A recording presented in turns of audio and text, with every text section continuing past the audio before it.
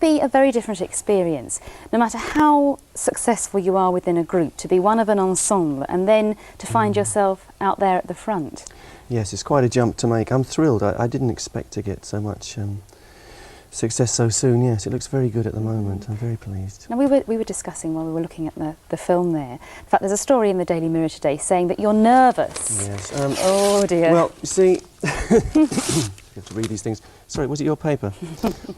No. Yes, saying you're nervous about going on a world tour, that's overstating the case slightly, I'm isn't not it? really nervous, but I want to do it right. No, I don't think nervous is the right word. But it's a challenge, and it's quite, it's something quite thrilling to look at, because it's totally new. I have a clean slate. I can do what I want, you know, and I want to make sure it's done right. So rather than just plunge in and make a fool of myself, I want to sort of go somewhere and work on it, same as the band did, you know, same as Queen did in the early days. Is there a sense that really it's such an act to follow as well, that you don't want to go out on a limb and be criticised afterwards, you want it to be a really good show, because Queen were absolutely renowned for being showmen, with the ultimate showman at the front?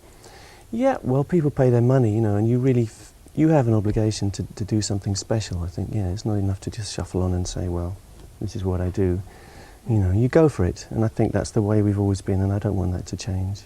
Obviously, everybody wants to know whether you will play together again, or whether Freddie's tribute concert was in fact the last time that it's likely that we'll see the remaining 3 members of Queen playing alongside one another.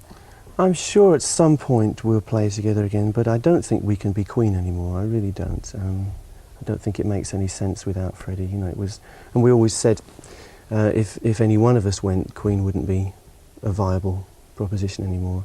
So no, and I think in a way it's time for us to move on. You know, we were in this wonderful self-made umbrella for a very long time, and it's in a way time to grow up, and I'm up for it. The album, you've called it Back to the Light. I mean, obviously the 2 years when you were writing it, a very difficult time. Freddie had been very ill and then, as we all know, had died. Is there a sense in which it is a transition from the past to hopefully a happier time and a completely new set of objectives of a new career? Yes, it actually took me longer than 2 years. I've been working on this album for at least 5 years, and some of the stuff goes back even further than that. But yes, for me it's a sort of clearing out. You know, all this material has been there in different forms, you know, and little pieces of tape around the studio, you know, and finally it's all on a piece of plastic, and that makes me very happy, yes. So having cleared that out, I want to be able to move on, yeah. It's well documented. The Driven By You, which was great success as a single, started off as a car commercial. I was very lucky to have that vehicle. Vehicle. Oh dear. Thank you. Yes, very pleasing.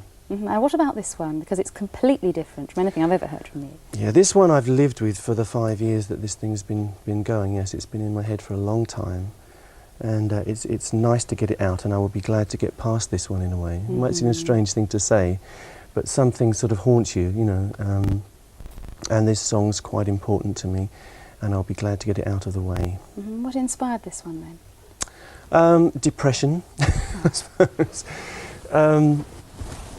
And songs are a very good way of taking things out of something inside you and putting them there so you can see them and work on them. And it's not just about me, it's not just about one particular instance. It's a song, you know, which I crafted and worked at, and I'm quite proud of.